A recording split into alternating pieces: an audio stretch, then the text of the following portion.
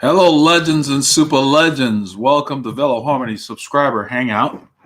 I'm a little bit behind today. Just a few little niggling things I needed to deal with. Hey, Robert. Robert Tangler says super chat was not working for him. Neither does. Well, that's good to know. Eric Nell, welcome. I sent an email to hey Chris Roxbury. Welcome.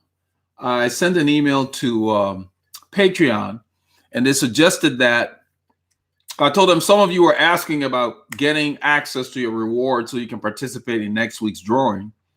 And so they suggested that I do it on my end because they only run the thing once a month. So you don't need to change anything you've done. If you want to participate immediately in your rewards, go to veloharmony.com and use this link. Let me get it. So I set up a link. There is a donation link. Robert Tangler has used it before, so he's familiar with that. And they said that way, I'll give the rewards on our end until they can process you on their end for the next month. So you won't be double charged or anything, but this way you get to participate right away. So here's the link for those who want to get the rewards. Just use the amount for the level you signed up on Patreon. It has different choices when you go to do the contribution. So happy Friday. It's a beautiful day here. Every day is a beautiful day to me, but it's a fair day. There's not a whole lot of wind. I've been running around getting some errands done so tomorrow's free and clear.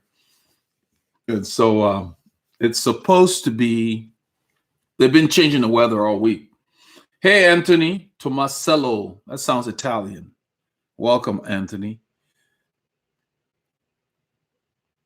Let's see. I got a comment here from Robert Tangler. I always pay attention to the comments of the supporters of the channel. It just popped up on my phone. He said, my one critique would be not having the camera in front of you and at eye level pointed to the food while you were preparing the food, as if the camera were another person. Yeah, I know what you mean. It's just that I couldn't really mount it. I didn't have a chest mount or anything. I know exactly what you mean.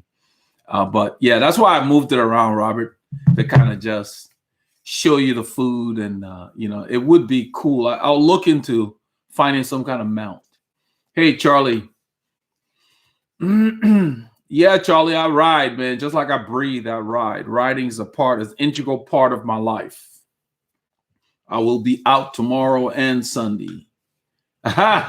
Chris said the video made him hungry. Yeah, I decided to do that. Somebody had asked, why don't you put some nutritional stuff? Because I've got a weight management playlist area on the channel, and I've put some videos out there like the banana bread and stuff. So I do a lot of my own cooking. I cook for the family. The kitchen is mine in this home. My wife can cook, but she doesn't like it that much. I like cooking. So I control what goes, the calories. I try to do everything as natural as possible. But yeah, Robert, I'll look into something. I know there are different things. I'll do some research on what the cooking shows use. But yeah, it'd be nice to have something right there as I cook. And then you can just see the food. But I kind of wanted to have it a little interactive. I wanted you to see me and then see the food. So it's kind of tough. So maybe I need two cameras. Well, as I make more, we'll come up with something. I'm always open to ideas. Fat to Fit Cycling. Greetings from California. Welcome. Craig Belton. Hello, everyone. Let's see here. Hello from Chicago. Donnie Seals. Marky Blizzard. How many calories do you eat in a day when you go on a long ride? I don't track my calories, Murky. I just eat. What I do is as a gauge, and I used to do it when I raced too. It's kind of hard to worry about that. Those are little details that are not necessary. What I do, I make sure I have something to eat every hour when I'm on the bike. I drink in the summer. I drink, a little before. In the summer, it's easy. In the winter, it's harder because you don't feel as thirsty. So in the winter, I make sure every 20 minutes or so I have a drink. But I don't carry water in the winter. I carry electrolytes. Otherwise, you just end up peeing more. So I want energy to come through when I drink. That gives me the calories I need to keep riding. But eat before you're hungry and drink before you're thirsty. That's the rule. You don't need to get too anal about it. So I carry food to make sure I have something to eat for every hour. So when we were doing a very long ride, those of you who saw the video, you saw my right pocket was really full. I had like 5 gels and 4 bars in there. So I carry a little more than I think I'll need. And I'd much rather come home with a bar or two than to run out. And that's just the way. You just, by riding more, you will just know what your body needs. Everybody's different. You can have two riders do the same ride and they'll burn different caloric amounts. So you don't want to get too anal. You got to pay attention to what you need. If I ride harder, I know I need more. So that's why I carry gels. When I'm riding hard, I don't want solid food. That's the way you want. You want to keep it simple. Otherwise, you got enough to think about when you're riding. So let's see here. Hey, Craig, welcome. Welcome. I want to thank all of you that signed up. Patreon sent me a list. We had like 4 or 5 signups on Wednesday. That's like a record in one day. So they send me this thing with like a celebration thing in the email. You know, like all these guys do it, like Google and them. So they got fireworks going off and they're like, oh, this is cool. So I want to thank all of you that signed up. And I just followed up with that link for those of you who want immediate access to those benefits so you can start taking part in our drawings. Those of you who were not here, we're going to be having drawings for. Oh, Cycle Warrior is here. I got something to tell you, Cycle Warrior. I said it last time, but you weren't here.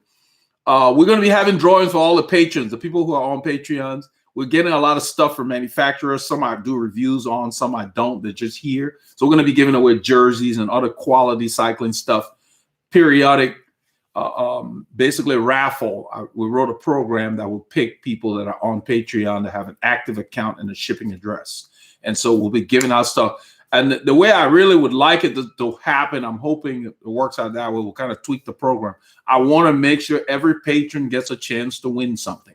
I don't want it to be one of those like Publishers Clearinghouse where you just buy the stuff and you never win. And so I'm talking with the programmers to say, look, we've got to look at people based on tenure, kind of like when you're working with a company, you get benefits from being there so long. So I'm looking into different ways for gradations to where over time, every patron will get something. I want to make it as fair as possible. So this is for Cycle Warrior X. YouTube sent me an email. Your name popped up because they keep track of all the super chats. And what happened was your last super chat, you typed $20 in a comment and it defaulted to $1.99. You must have used a mobile device. I didn't know about it. I didn't know how it worked. But what they said was that it was clear you intended to do a $20 super chat, but you didn't slide the bar. It's the little bar that gives you the value. Where you typed in is for your comment. Because when you do a super chat, you get to the front of the line. So you typed in $20, but it only charged $1.99 because that was the default amount, which you didn't change. So next time you do a super chat, make sure you use the bar for the amount. And then you can type in whatever comment you want to say or whatever. So I didn't know how it worked. They sent me the stuff to let me know. They track everything. And it's kind of cool because I keep track of who's contributing to the channel to give shout outs to people. Donnie Seals, welcome from the windy city of Chicago, Illinois. Now, let's see. Philip McGlathery. Hey, did FM 1486 Magnolia to Richards and back? Hilly. Magnolia. Yeah. That's the area where we chew the same dirt. That's the area. Richards and back. Richards is hilly. Going to Richards, that's why we go out there. I was riding yesterday. I snuck out at lunch. I had an hour or so, and I was riding, and Mo happened to be on the same road. And so we rode together to Cimarron, and then he didn't have as much time. So it was kind of cool to meet. It's kind of like riding and then getting passed by Chris Froome. So he comes up, I'm climbing, and he comes up on this hill in the woodlands on Flint Ridge. And he said, I was wondering who was sneaking in a lunch ride. And then he turns like, oh, it's you. And I said, Mo. So that was really cool. So we rode together for about 45 minutes. It was fun. That's kind of cool. So the area we live in, we have a lot of riders out at lunchtime, because Mo works. He doesn't just ride. Chris Williamson vlogs. Hello from up north in Fort Worth, Texas. That's in the Dallas area. I've been enjoying the content. Well, I'm glad you're enjoying it. We've got another guy in your area, not in Fort Worth, but I think he's in Frisco.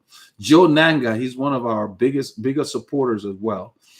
And so that's kind of cool. It's good that you're here. Let's see. Michael Farzam. Hello from South California. Would you please talk about the Simple Lube, the chain versus wax? Which one you suggest? I have a few favorites, but I'll give you a link for the one that I'm using now. It's called Golden Lube. That'll probably be easier. I don't do wax. When we raced, we had a mechanic who would do that. I've watched him do it. It's not something I'd want to do. It's an involved process. Some people swear by it and they do it.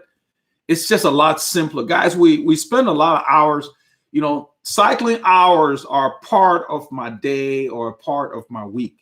I don't let it encroach on other parts. That's what keeps the peace. It gives me a balance. So you got to be really careful what you get into. I try to do things that take a little time and is still functional. So yeah, wax is great. They work, but you've got to, you know, the chain has to be disassembled and then you soak it, whatever the process is. It's just more involved. And I don't know if the new materials we have nowadays don't get as close. So it's a lot easier for me to just drop stuff on the link than to do wax. So I don't do that. I've never done it. The mechanics used to do it when we raced, and I saw them do it. It wasn't something I wanted to do. Let me find the link for the Golden Lube that I use. The reason I like it is because it cleans as it lubricates. So all the grit on the road will stay on top of your chain. So when you get home, you can wipe it off easily. Because that's what I do after every ride. I wipe the chain. That's it. It's ready for the next ride until it needs to be relubed. And it works really well. So let me see if I have it under hashtag or not. Let's see here. Recommended cycling products. There is a link on the website, veloharmony.com. You go to web store and you look in the recommended cycling products. I'm trying to see if I have a hashtag for that product. Let's see, lube. I don't know if I've got one for that. May not. Lubricants. I think that's what I called it. I try to make this simple, but sometimes when I send it to get done, they don't think like I do. And I think it's there. And it looks like, yep. Okay, cool. They did it like I wanted. Okay, let me put the link here for the lube that I use, and all the write-up is there. There's the man cycle warrior has figured it out. Cool. Cool. I don't know how that works, so it's like I don't see what you see on your end. There's the link for the lube that I use. It's great. I liked it so much. I bought the refill, and all I do is refill the little one with the nozzle. And Amazon has the best price. So I put it on here. Whenever I find things, people have asked for this before, so that's why it's here. So that way I can just give you the link now. Let's go back to what's his name? Chris Williamson. Okay. I want to make sure I don't miss anybody. And then, oh yeah, that's fine, Sako. I didn't know how it worked. I'd never seen it. So when I saw it in there, and I didn't pay it any mind. But they keep a track of all the super chats. And I like that because it's in a database. So I can go back and give shout outs to people. It helps me. And so then they send me an email and say, I think they've seen it before. Because that means it's not very intuitive. They need to make it to where it's clear how to use, you know. So it's like, so they probably expect it because they've seen other people. Tom Nix. Hey, Eldred viewers, a nice surprise popped up on my phone. VH Live. Greetings from Austria. Welcome, Tom Nix. We have one of your countrymen that ride with us. His name is Michael. He wears the high orange socks regularly. And let's see here. He said, +1 of Michael Farzam's request. I got to go back. I don't remember. It was Michael Farzam. I'm missing something, I guess. So what's Michael Farzam's request?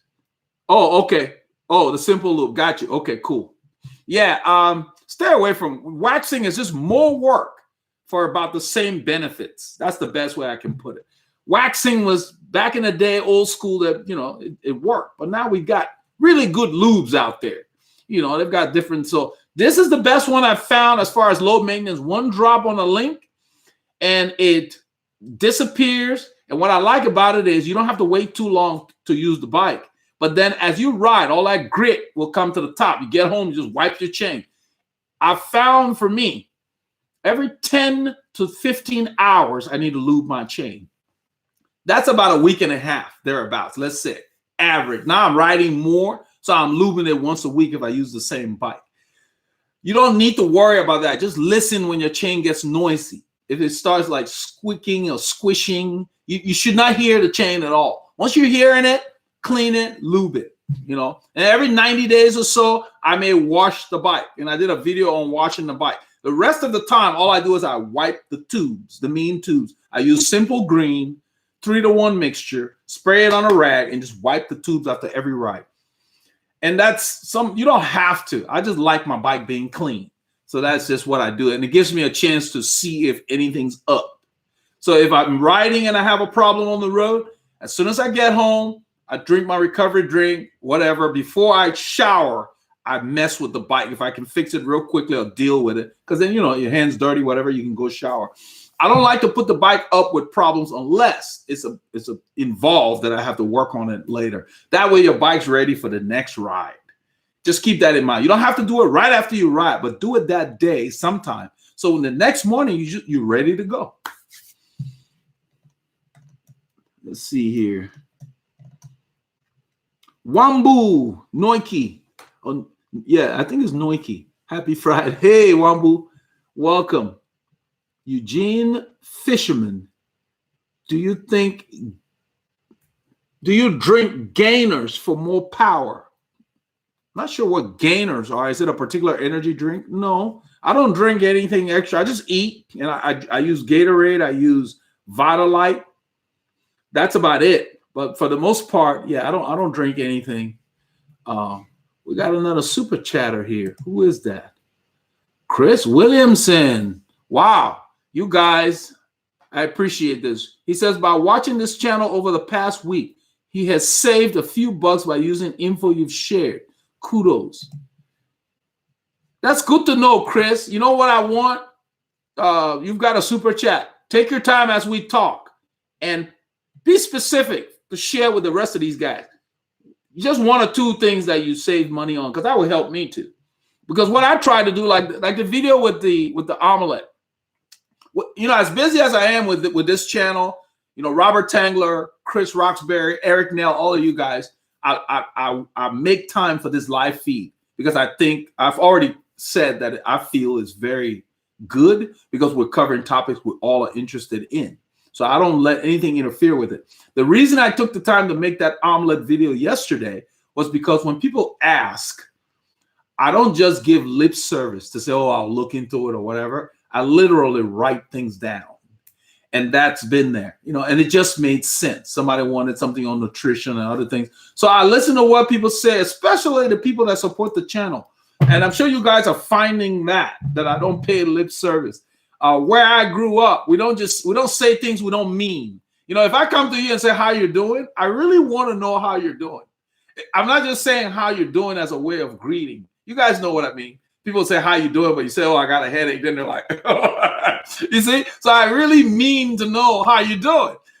That's just, and a lot of times, you know, Paul and I laugh about it, but that's the thing. So I think about what I say. So it's very important to me to follow up things. You know, that's why I try to answer all the comments, even on the videos. But the reason I made that video was I had promised I would do it, and it just made sense to just show you guys, this is what I eat. Doesn't mean that there's only one thing to eat. I've developed a taste for egg whites over the years, just long ago. And that's what, when I do eggs, I like to leave. Even when I go to the restaurant, you know, nowadays it's pretty common. You say you want egg whites. I don't do the what they call imitation eggs and, you know, stuff like that. I like the real stuff. And I just wanted to show that with a little bit of practice, with a YouTube video, reading some books over the years, cooking is something I like. And I learned those little things. And you can watch chefs now, you know, like a guy named Wolfgang Puck. I bought a lot of his cookware over the years. And so I learned a lot. I just wanted to show that you don't have to spend a lot of money to make something. It's not that complicated. It's really very simple. So that's kind of cool. Yeah, so if you can put there, Chris, some of the things that helped you, I'm sure will help other people. But everything on here, I'll either have done extensive research or I have lived it. You know, or I'm living it now, because that's just really the best way to give advice. To say, this is what I do. This is why I do it. This is why I think it works. There's many ways to skin a cat, as they say. There's no one way. But everything I do, I try to give practical reasons why I think, you know. So like the person that asked about wax. waxing works if you have the time and you want to do it. Yeah, but I just think that for the time investment and what you can get from just using lube, I don't come across too many people that wax their chains nowadays. It used to be more prevalent maybe 30 some years ago, but I'm sure there are people out there that still do. I've seen on the forum, some people swear by it and they make the time to do it and it works for them. So yeah, if that's what you want to try, that's fine. It just involves a little more investment of time. That's all. So let's see here.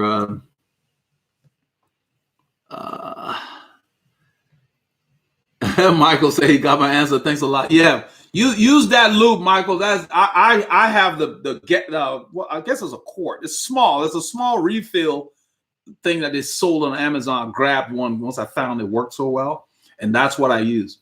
Quiet, and it keeps your chain looking new. People always ask me, man, did you just clean your chain this morning? I said, I clean my chain every day. Just get a rag, spin it around, you're done.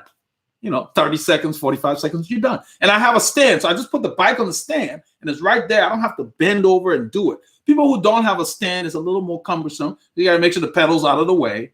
So as soon as I get home, I put the bike on the stand that you guys see in the studio. That's where it goes when it comes back. I don't put it on the rack. I put it on the stand immediately and then clean the chain, then put it up. It's ready if I'm going to use it again. That's the way you want to do it. Let's see. Vitalite was an awesome recommendation in my case. Jeffrey Davis. Jeffrey, that Vitalite came from, what's his name? CV Rivera, one of our super legends. He's not that active. I'm sure he still watches. He recommended that I try it. And so I waited till Amazon had a good price. I ordered it and then did a video review, and I've been using it since. What I found is I love it best in the summer.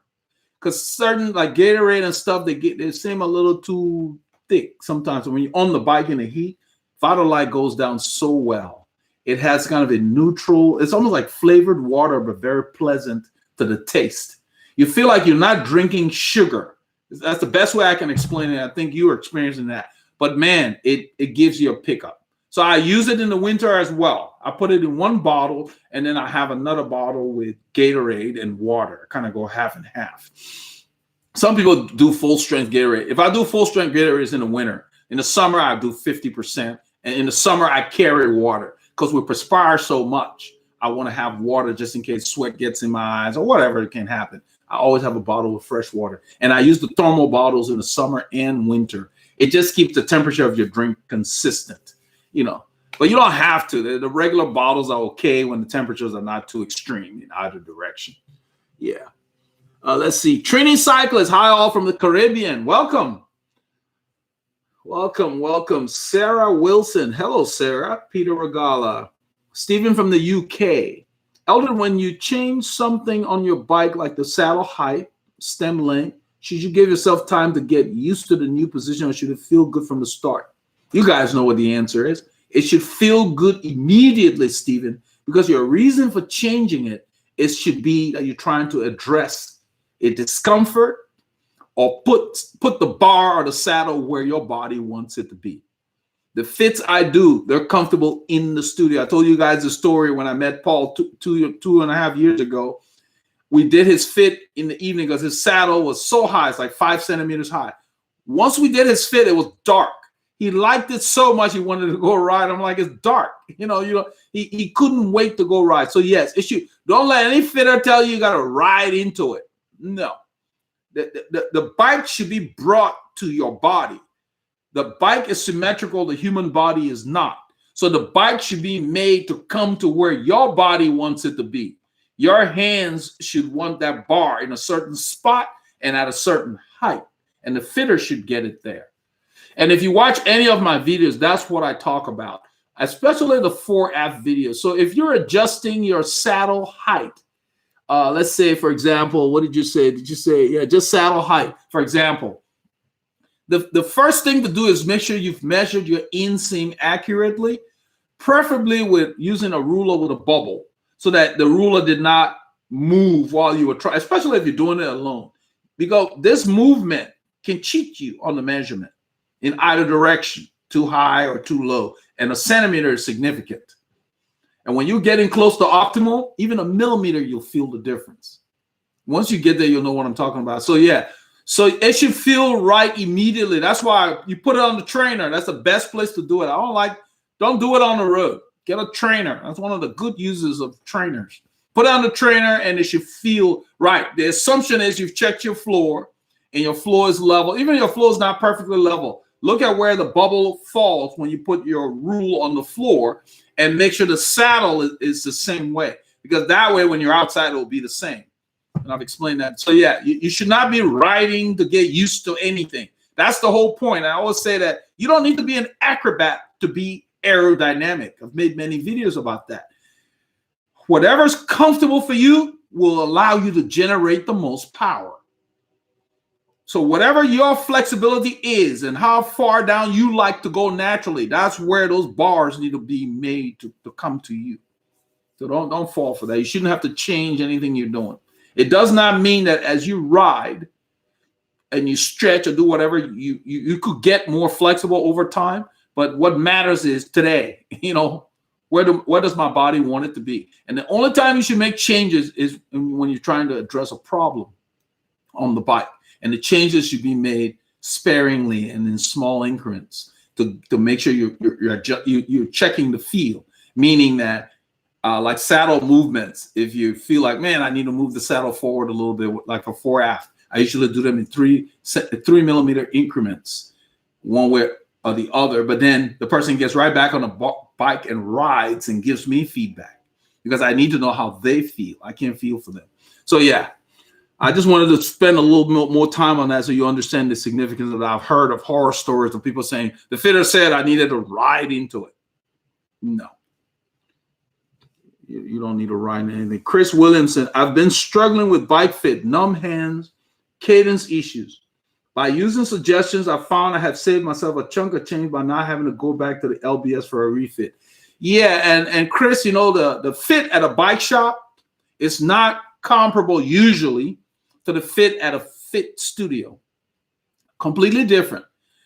They're very it depends on who's doing the fit. Yeah, that's the best way I can put it. Some bike shops are affiliated with fitters, and so they can benefit from that. But a lot of times, if it's somebody that just works there and act like they know fit, unfortunately, we don't have any credible way of gradation for fit quality among the so-called bike fitters. Like Microsoft has an MCSC certification that gives some level of competence. They don't have something like that for fitters. So you've got to go by who they fitted, And when I was doing the stuff and I wasn't on YouTube, I just did local people here.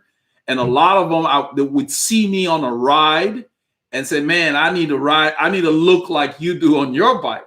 And I got customers that way just by the way I look on my bike.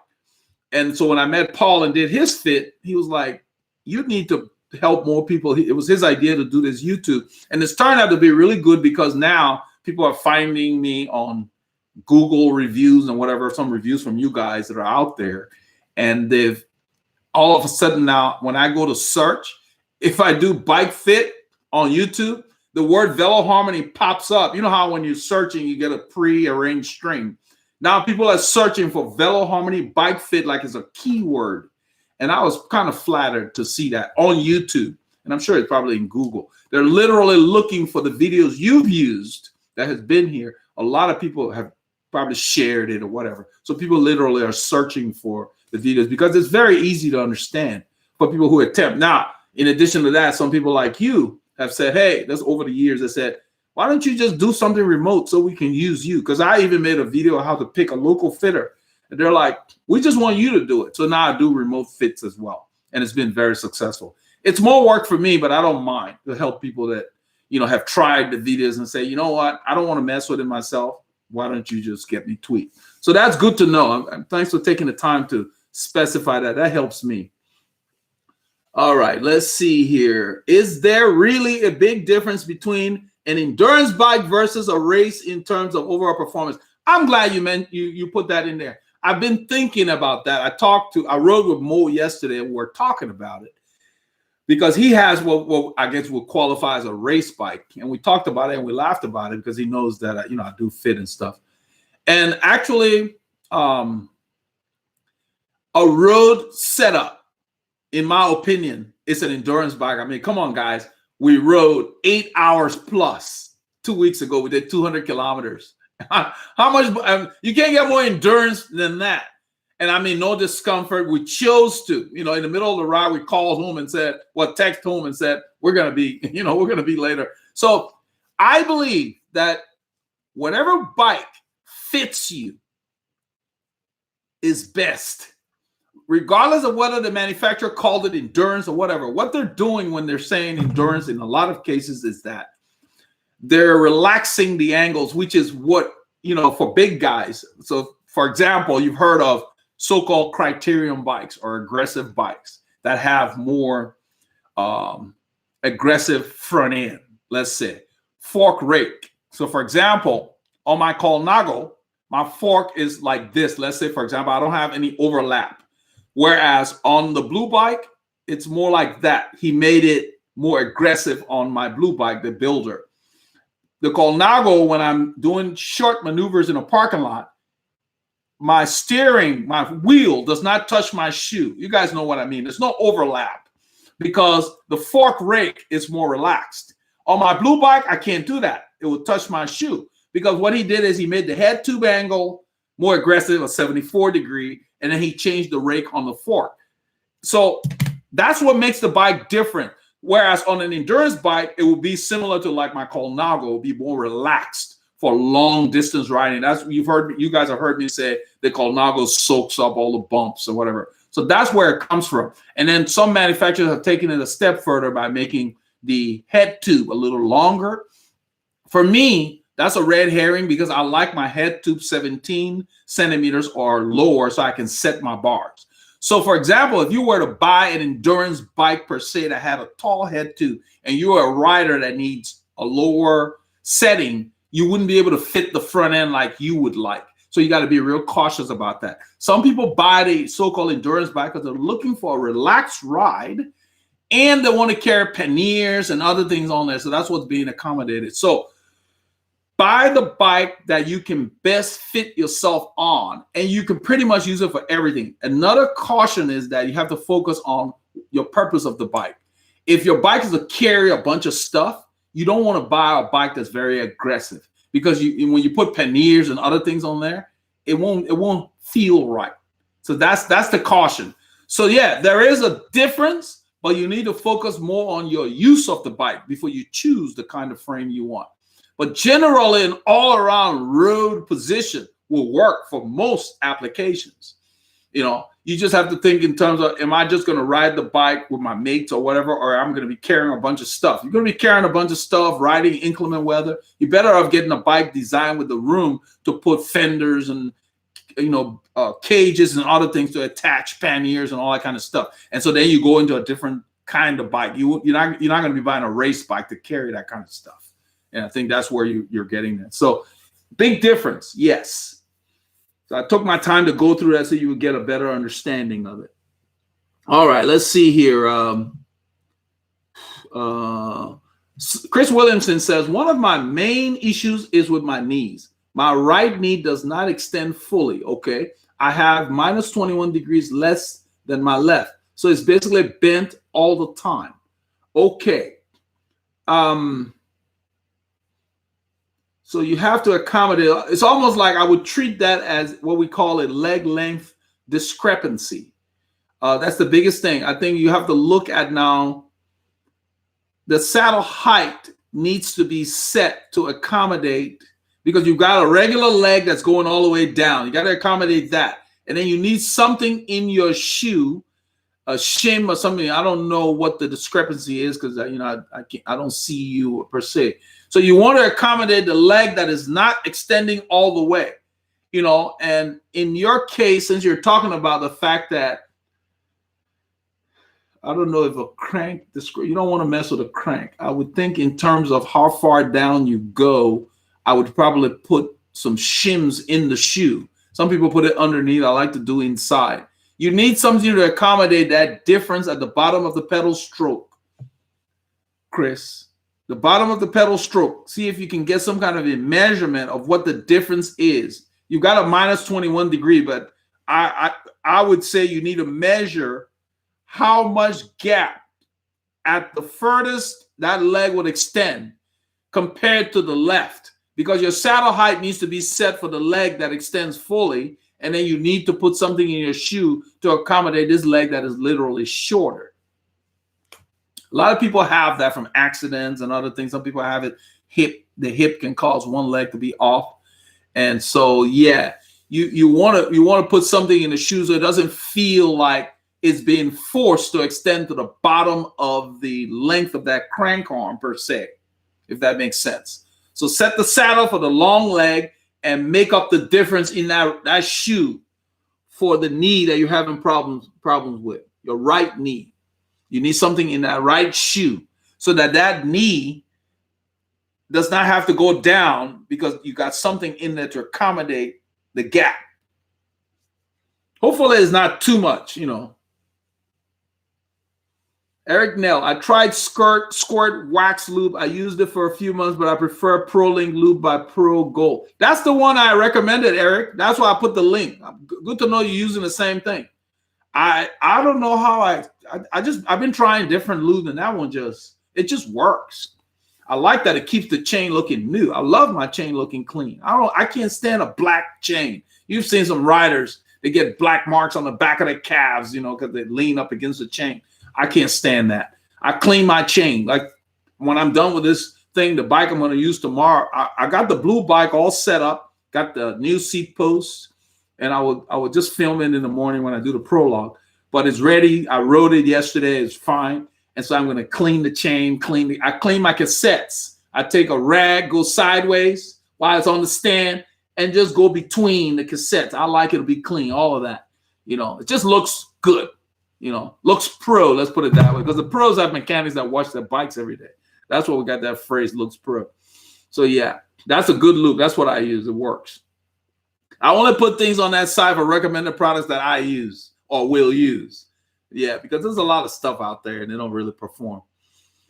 Oh, Stephen UK says, thanks for the response. You're welcome, Stephen. Yeah.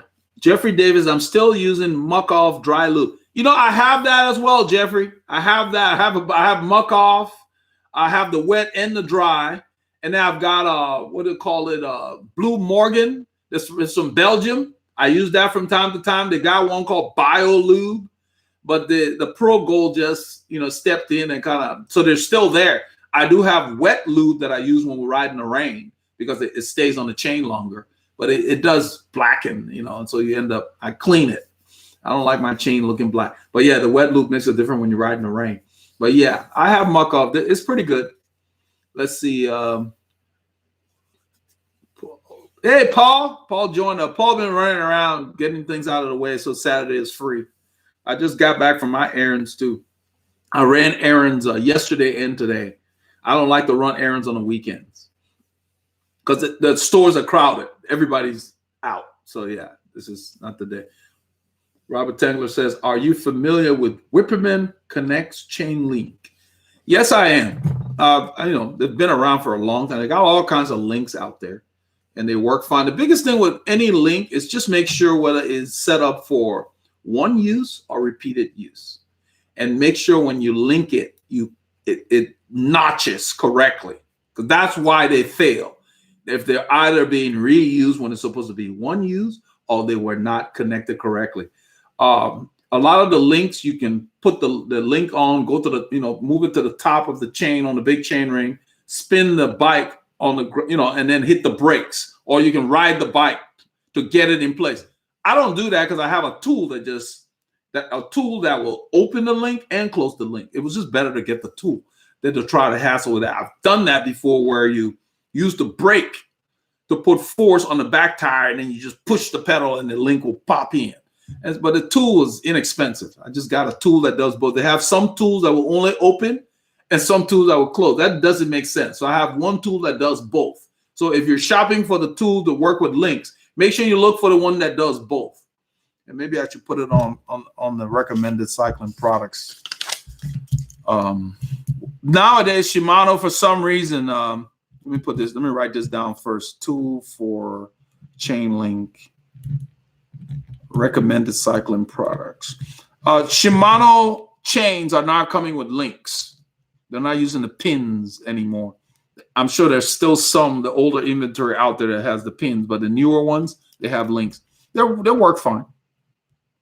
Paul's bike, he has Shimano chain. I've got Shimano chain on a couple of my bikes, even though I'm riding Campy, the 11 speed, it works, you know. So, but you get it in there correctly. Don't mess around. When we do it, when I use that tool, it just notches in and locks in, it's good. And I only take the chain off the bike to replace it. I don't mess with the chain in between. You know, I do carry links because I think about a year ago we're riding and one of my chain links broke. I found out why. It was because it was a problem with my skewer. But I do have a chain link in my patch kit because they sell the links. And I do have a multi-tool in that bag that I carry. It's small. And the multi-tool is really cool because it has all the sizes all the way down to like 2 mil. So it's perfect to have. So some people have those chain links and they don't carry multi-tools. What's the point of that? You know, the kind of riding we're doing in the middle of nowhere, that covers everything. So if a chain ever breaks, I've got a spare set of links, and the multi-tool has a, you know, chain breaker on there, chain tool on there. Never had to use it, but it's just good extra insurance, you know, so you don't have to call for a ride. So yeah, Whipperman's good. Whipperman's old school. It's been around a long time. They've been doing that for a long time. They make good stuff. Let's see here. Chris Williamson, I'm really considering going down south for a studio fit because I have a super asymmetrical build. Going down south for a studio fit. Yeah. What I suggest is whoever you're going to use to do the fit, have a little chat with them. Have like a consultation over the phone or whatever, or via email, or however they work. Let them know what you're in for. I mean, what you got going on. Don't just go for the fit. Call, feel them out. Get a feel for how they're responding to your questions. You want the fitter to be somebody that's interested in fitting you, not just treating you as a number. You know, I got a fit today. See, I don't schedule my fits back to back. A lot of people will go online. Well, you don't have any time available. I don't know. I like to give enough hours between fit if I have 2 in one day, because instead of it being 2 hours, if it goes to 3 or 4, I want to give that person that time. I don't want them having to come back. I want them to be happy when they leave. So I space out my fits, you know. Philip Glathery, Eldred, have you ever heard of a rig tool bike fit? Yeah. I'm going to use an analogy. That's like saying, before I come back to the bike analogy, I'll do like a car. Well, it says somebody's working on your car. Paul, I tell Paul all the time, he laughs. And it's like saying I had a Craftsman repair. Let's say they're changing your tires and they use Craftsman. It's just a tool. So don't fall for that. That rig tool. Like I had a fit kit done when I used to race. That's what got me into bike fits, because I spent money and the fit was crappy. It's only as good, whether it is rig tool, body geometry, whatever they got out there, it's only as good as the person using the tool. It's a wrench. Let's put it that way. Okay. So don't fall for that. They got someone there to put electrodes on you to do all of that. The person still has to ask you. The computer can't ask you how you feel. Alan, you guys know Alan. Alan paid for one of those electrode fits and had to come to me to help him. You know, so yeah, don't fall for that. It's only as good. Do the research. Who have they fitted? Can you talk to some of their customers that ride bikes that they fitted? Did they get a follow-up? You know, everybody I fit can come back for free if they want to, for whatever reason. A lot of fitters want to charge, or people are hesitant. I let them know up front, I want you to be fit. When they come for a fit, they're riding hard on my trainer before they leave, because that's when you know that you fit it, not just messing around. So no, do the research, see who they fitted. Don't fall for rig tool, body geometry. That doesn't mean nothing. Who is the fitter? That's the same thing Steve Hugg says. He doesn't fall for all that, you know. And he wasn't very popular with the big companies, you know, because they were just pushing stuff. And he's like, no, you need the fitter. They should be able to look at you and see a problem. When I'm riding with these guys, well, I told everybody here, I don't say anything. The stuff I see, I wonder how some of them can ride, because it just looks painful. And Paul and I talk about it all the time when we're doing our long rides. And that's why, if you notice, a lot of the guys are turning around at Taco Corner. Those of you who are using the route, They're turning around an hour into the ride for multiple reasons, pacing, discomfort, whatever. You know, I talked last week about a guy who came to us. Paul took a whole rest. It's on video, Paul telling him about fit and what he needs. And he was, oh, I'm going to buy a new bike and this and that. Buying a new bike is not going to get rid of the problem you have. Hopefully you get a bike that fits you, but you can't buy a bike and just fit it. It just doesn't work like that with bikes. You need to be fitted to the bike. You need to, first of all, get a bike that fits you. So yeah, don't fall for that. Do the research. Who have they fitted before you use them? And make sure they got good reputation and customer service. That's what matters. So let's see. Jordan Taylor, I recently got a hip flexor strain from riding my bike. Is that a bike fit issue? I don't know, Jordan. It's hard for me to just say that. But besides the hip flexor issue, were you having any other kinds of discomfort? You know, because you can hurt yourself even with a fit if you muscle too big a gear on a climb or into the wind. You know, so it can pull something even with a fit. You can, so I can't say that. That wouldn't be fair. So how does your bike feel normally, even before that issue? That's what you have to ask yourself. If anything is uncomfortable, then yes, you need to get a fit. And if you don't have a fitter you trust, sign up for our remote fit. It's very comprehensive. When you go to veloharmony.com on the cycling services, on the bike fit, do the remote fit, you will see the form that you have to fill out. Very extensive. I've invested time in it because people ask for it here. So yeah, I can't say that per se. I'm hoping that it's not a continual issue that you're going to have. But once you start having these kind of aches and pains, look at everything. Did I go too hard? You know, you guys have seen me, oh, we let the group go. Yeah, don't worry about, don't feel bad about letting a group that's too fast go, because you can hurt yourself if you try to push a gear that you're not ready for too long. And that can cause other things, you know. So yeah, it's not just fit. Okay. I hope that helps you, Jordan. Let's see. I'm skipping some of the guys are chatting with each other. Psycho says, thank you for the clarification. I think he's thanking somebody else. Anyway, Paul, let's see. Let's see here. And S. Brito, I remember that name. He said, hello from New York City. All right.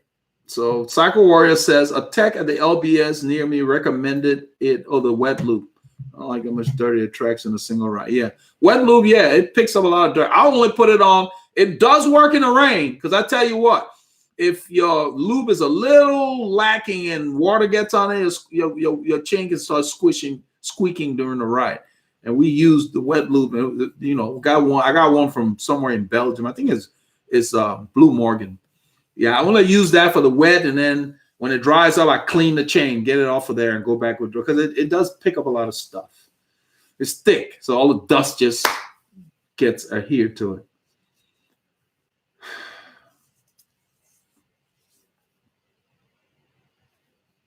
Yeah, I'm going to read this. El Mascarado is replying to Philip. He says, Red Tool works as a tool, but in my opinion, should not be used as the sole source of the fit. And I agree with that. He said he had 2 Red Tool fits with the same fitter. He had a leg length discrepancy, and the Red Tool did not find it. It's a program. They don't know you.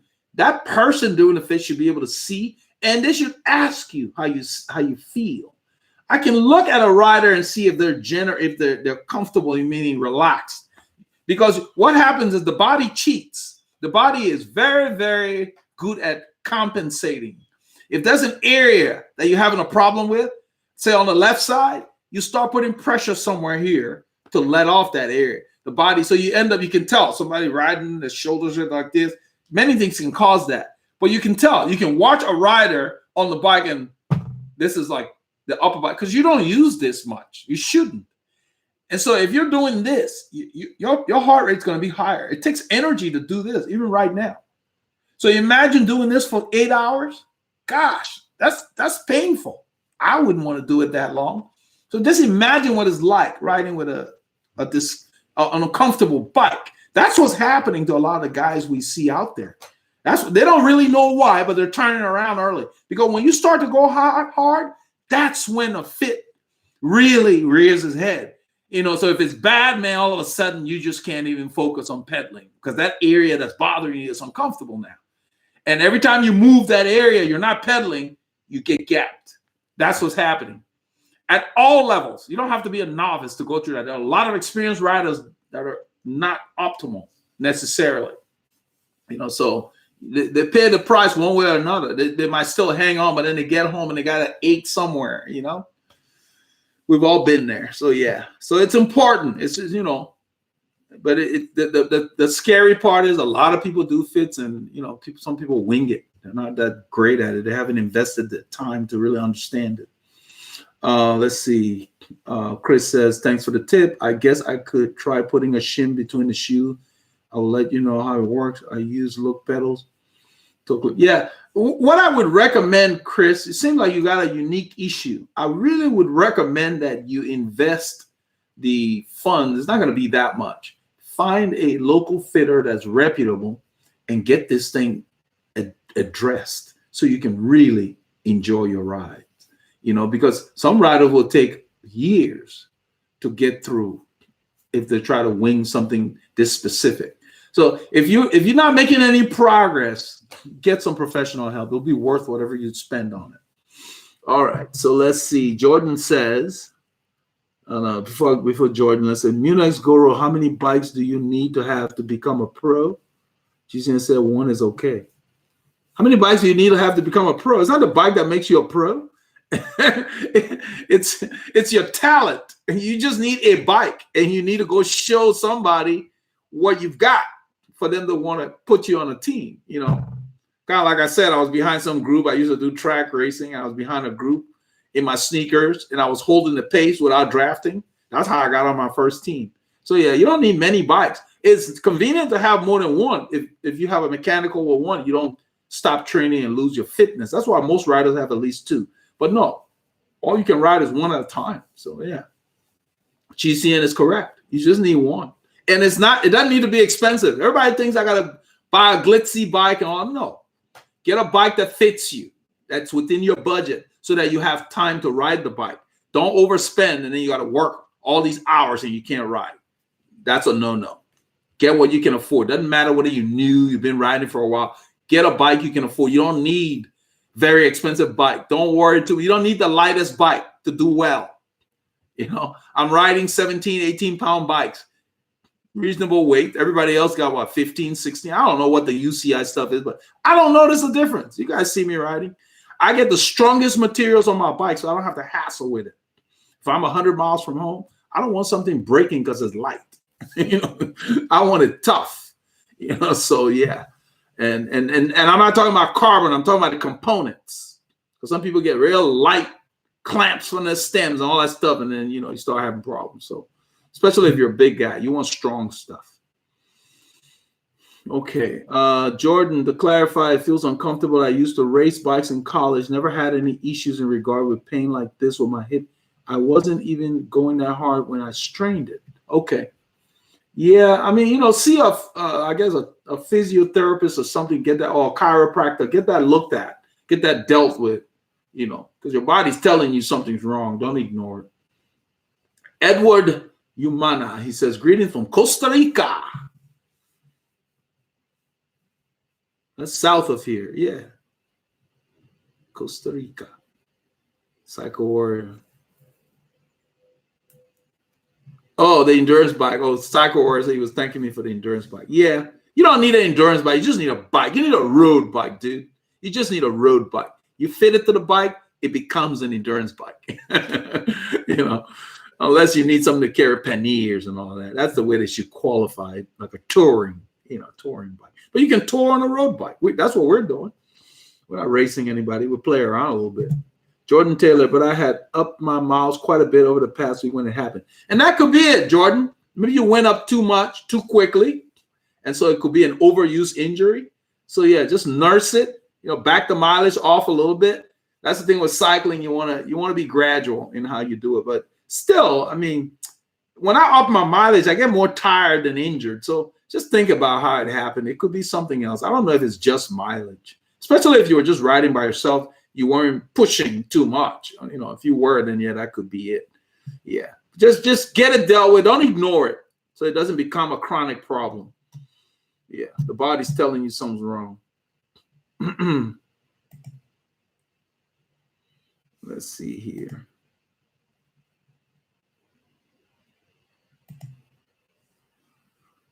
All right, who is there?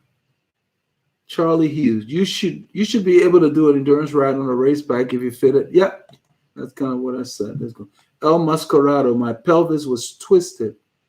The fix 3 millimeter shim on the right shoe, and bang. Yeah.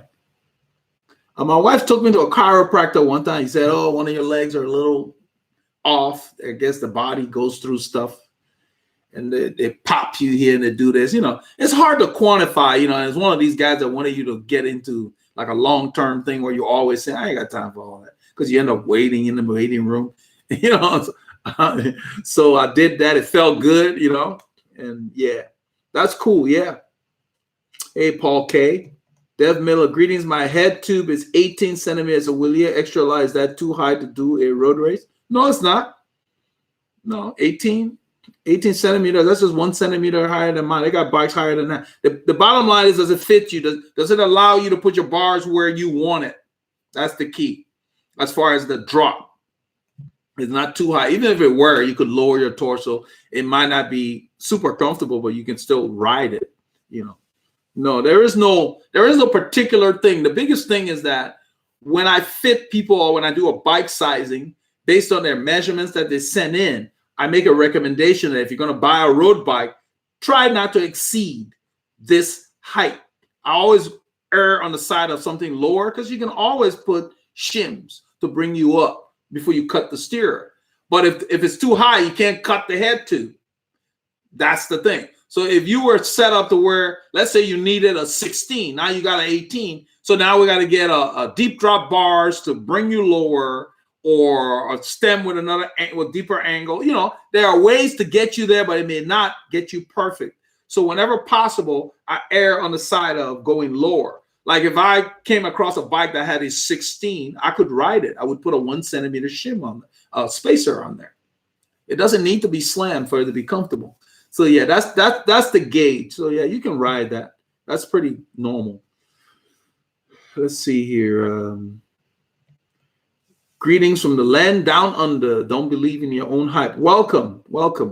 The land down under, Australia. So it's tomorrow there. It's already Saturday. Okay. W. Pelesco. Hi, what do you think on getting insoles for flat feet? I've got flat feet and I don't use insoles, but I think I know what you mean. It depends on the shoe you have. When I used to use CD, I had custom footbeds made for the CD that came with arch to fill the space for the CD. With the Giro shoes, they come for people with flat feet. So I didn't even need the extra. They sent like 3 different sizes. I just used the regular thing that comes in the shoe. So yeah. If your foot does not make to the shoe, you can have discomfort. You can have numbness on a long ride.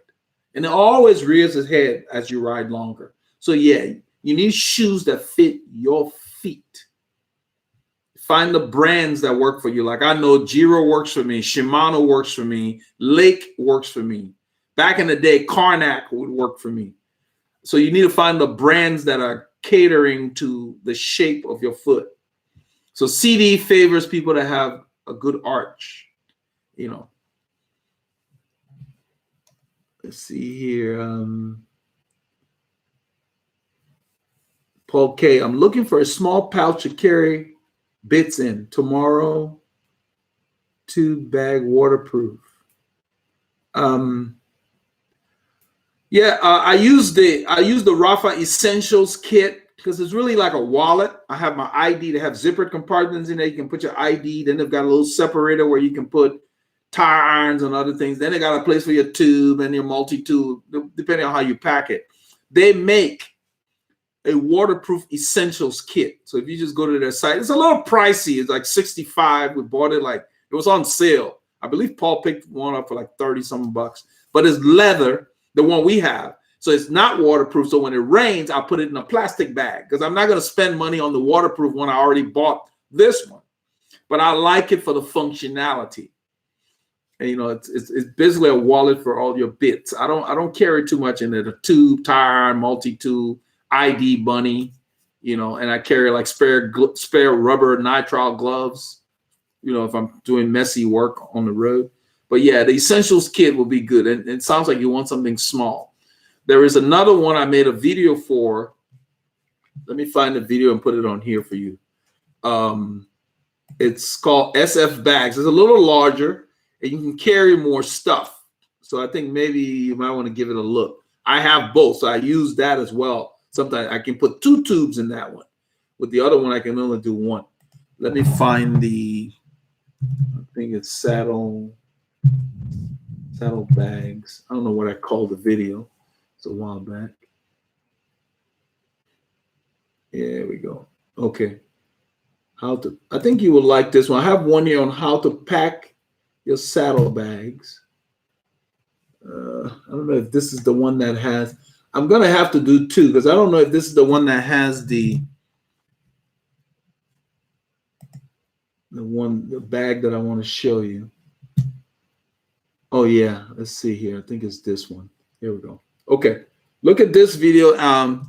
This was before I went to the new software for making videos, so the music is a little loud. Some people complained about it, but it's been watched by, let's see, how many people watched it? Quite a bit. It's had, where are the views? I'm not showing here. Let me put the link here first. There's the link to this video. It's called "Are Cycling Saddlebags Necessary?" That's the title. And it's a very popular video. We've had, let's see, 12,383 views. Music's a little loud. I hope it doesn't bother you. I used to have background music and I was using iMovie and the volume was just not very, very low. So that will help you. There are 2 bags in there I talk about.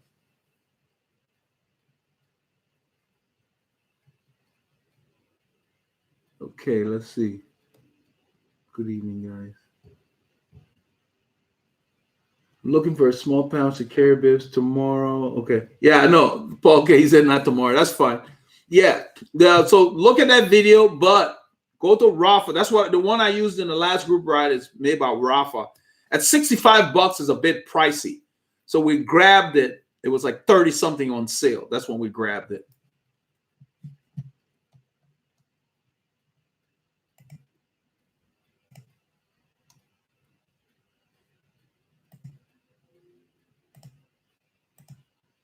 All right, let's see here. So we've got a bunch of idiots popping up. So what I'm doing is I'm banning them permanently so they can go waste their time other places. I love this about YouTube. Boom. So he's history. Some people have more time than sense. Let's see. Jeffrey says, I used the speed sleeve wallet, not listed as waterproof. However, in a downpour, all the stuff was dry. Yeah. You just need something that will carry us. I like putting stuff in the wallet because I don't like things on my bike. I want the bike to handle as it was designed. I don't add things to my bike. So Jeffrey, you're saying off topic, I watched a year-old video last night. Wow, your productions have greatly improved. What happened, Jeffrey, was I did the 6-week course for film school. And then I did the creative studio, and then I invested money in a $375 software called, I think it's probably cheaper now. It's called Final Cut Pro X, made by Apple. And that just, now, besides just buying it, you've got to spend hours trying to figure it out. It's not user-friendly. So I signed on to a channel where there's a guy here, I think his name is Ben something. He's on one of the recommended on my channel as far as expert advice. So I had to go through all his videos to learn how the features. And so every time you use it, you learn something new. So it's like a Hollywood production now. I literally lay out what they call a timeline, and I've got different things going on. iMovie, I think, is just an introduction because it does something similar, but does not have nearly the features.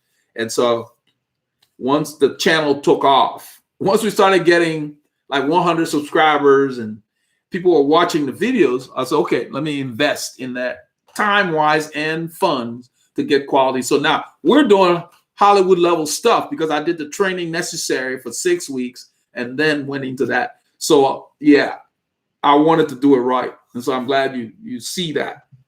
You know, you had to learn audio, your audio is a different part of the timeline and all of that. So you had to get everything. And then as the group rides went on, I kept adjusting the volume to try to make it seem like what we experience when we're out there. That's why you hear the wind and then you hear people talking and you still hear the voiceover. All of that have to be on different audio levels for it to work. So yeah, investment of time to get anything good, you got to do it right. I want this channel to not be like any other one because I see a lot of stuff. Even before I started the channel, I couldn't sit through the videos. They put a camera on the front of the bike and then they take out all the sound. So you just see people pedaling. You hear nothing. You can't even hear the tires or anything. I'm like, so I can't watch it for even a minute. I'm like, what? You don't know what they're doing. Nobody says anything. You're not drawn in. It's like watching a movie and you can't hear the conversation.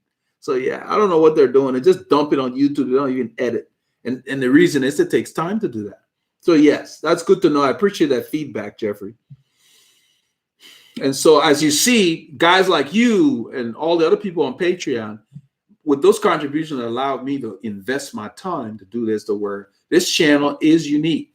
Now, a lot of people think that the subscriber number on the channel, somebody came in on a positive note and said, there was some video I made about the bottles. And he put a comment. He said, I'm going to paraphrase. He said, wow, this channel is great. This is great information. This channel is so underrated. I kind of knew what he meant. But he's judging the value of the channel by the number of people subscribed to it. And we've already talked about it. It's not necessarily the case. So I just kind of smiled when I saw that. The channel is at the level where manufacturers have recognized the way I do the reviews that you guys like, the detail, the time I take and what I go into. That's why they're sending their stuff. They want, and they'll tell me, well, you can review or you can't, some of them. And then some of them want to insist that you do a review. And then I tell them, well, I'm going to have to charge you if you want to control the production. Then they say, well, can we use the video outside of YouTube? Well, there has to be extra things you pay for if you're going to take the video and use it elsewhere. And then they want to haggle. I don't have time for that. If you want rights to the video, you got to pay for that. So, that's how. So the channel is attracting quality, just like you guys are quality.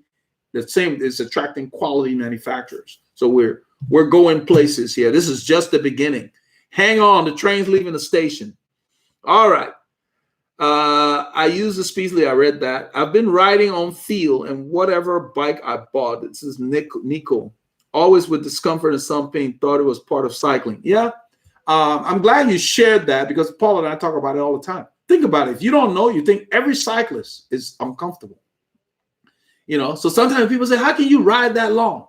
That's because all they do is they ride in the neighborhood and they're uncomfortable on their bikes that they don't ride that much and have never been fitted. And they're not necessarily what I call cyclists. They just have a bike.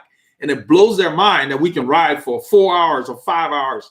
I had a neighbor, I saw my neighbor 45 minutes by bike somewhere walking a dog.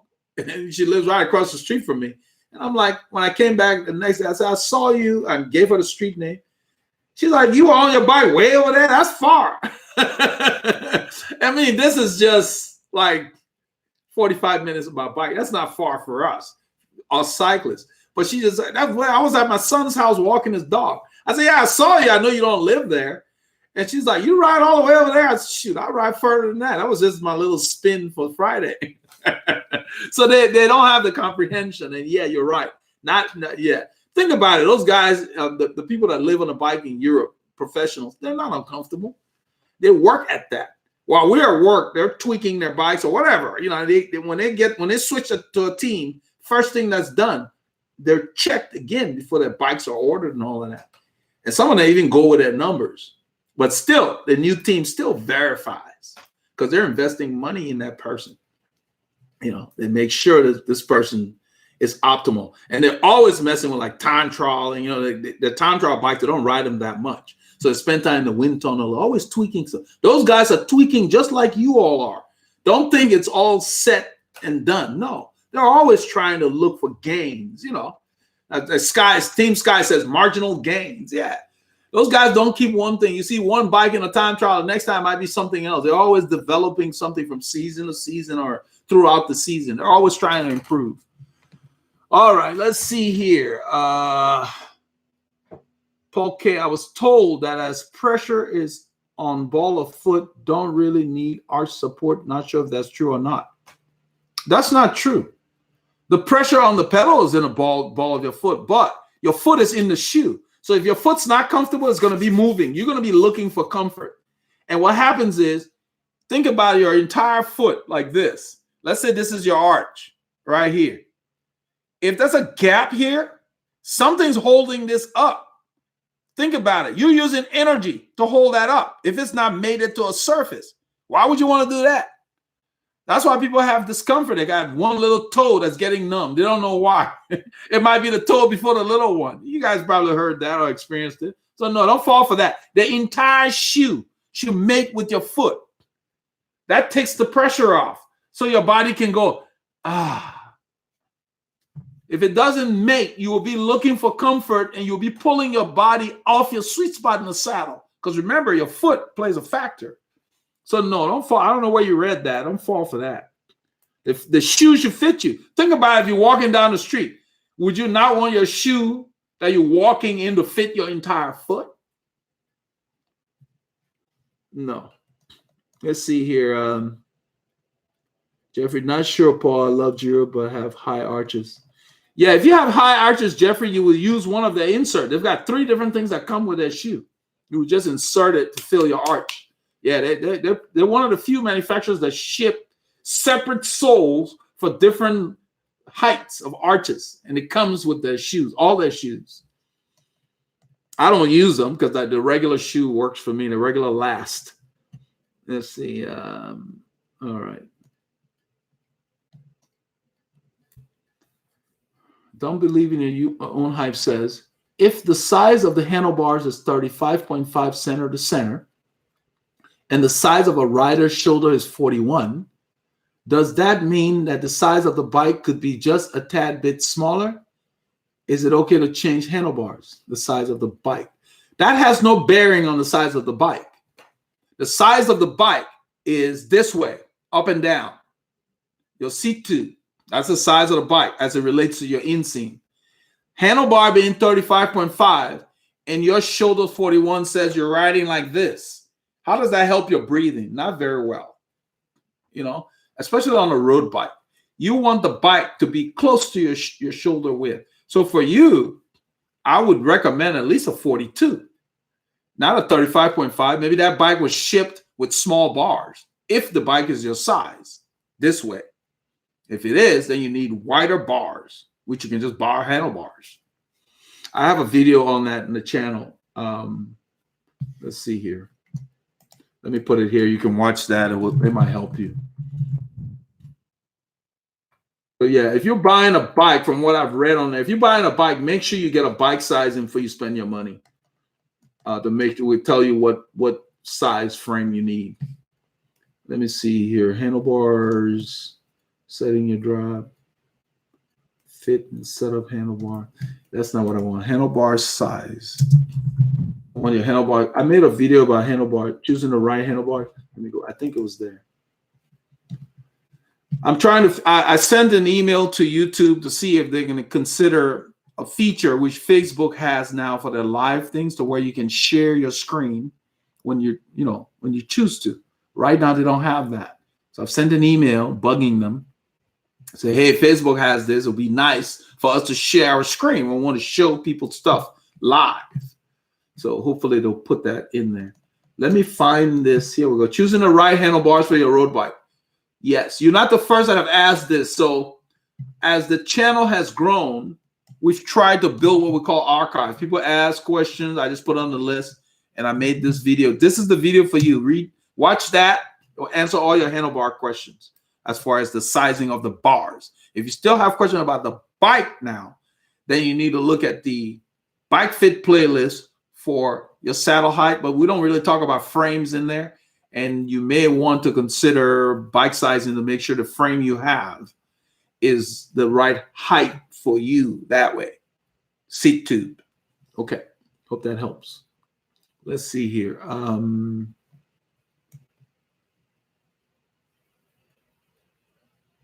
So you said, is it okay to change handlebars? Yes.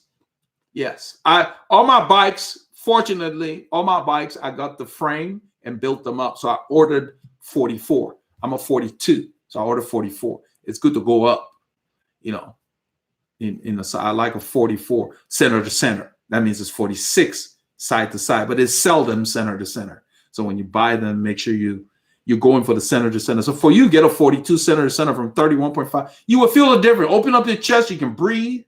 It just feels better. You can relax more. You don't want to be like this. You want to be just wherever your shoulder naturally wants to be. So when you look at very experienced riders, the upper body is not doing a whole lot when they're riding. I'll tell when they're out of the saddle. Okay, let's see here.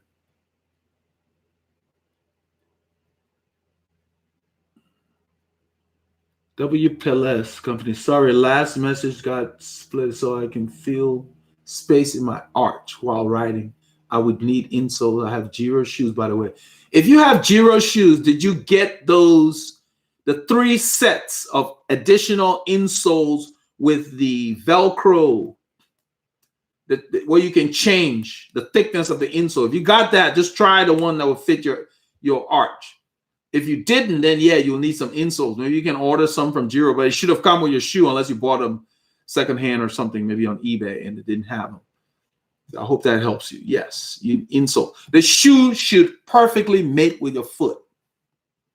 Yeah, that should be, because anything that doesn't mate, even your handlebars or your brake levers, if they don't mate with your hands perfectly, you're using energy to keep that gap there. And you're going to be moving, and before you know it, you're using energy that you can use to ride the bike. Everything should be relaxed, and that's how come people get numbness. So yes, deal with those little things that make the difference. I took an online course, S Burrito. They have many. Let's see if I can find it. I'll have to find it and send it to you. It's just an online course, and then after the course, I signed up. Let me get the channel that will help you. You may not need to do the course.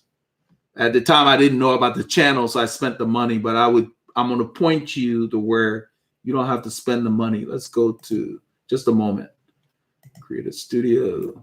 I liked him so much that I put him on my channel as what I call, if you go to my channel page, you will see links where I call expert YouTube advice. I changed the label that YouTube puts there. I think they call it favorites or something like that. And I changed it. He's called Ben Hassel, Final Cut. Let me go to his site and get you the name. He's one of the few people that does this thoroughly. So it's not exciting. It's not glamorous, but he's teaching. It's basically a class. Let's see. He's got 10,000 people following. I'm going to paste it on here so you can go to his place. You want to know about Final Cut Pro, this is where you go. And you can look at his playlists and then start with that. But I still use him today because you can never learn everything in Final Cut Pro. They're always doing, how Apple is, updates to all these software. They're always new features. And so after I bought it, I upgraded it because you get it first and then you click on the link and it says, oh, there are new updates. So I'm still learning new things, and everything I want to do, any unique thing I want to do, I go to him because chances are he's got a video on how to do it because there is no manual for this software. I think they wanted you to buy their consulting. So this is that's the place you want to go. There we go. Ben Hassel. That's the guy. I still use him today. That's why he's on my channel. I subscribe to him. Teach you about that stuff to where you do stuff the right way and it's expert. And that's why you see people's comments. So there's no if and. You want to do something, he can tell you. Like the text that you see me put in there, it may look easy because you see on the screen it's very cumbersome to set up. So I want a text that would come and go and disappear, and all of that. And so they put them in places where it's kind of like they take the spoons and put it in the bathroom, so you never think to look there. But they have their reason, I guess. Just not in a very logical spot. All right, let's see.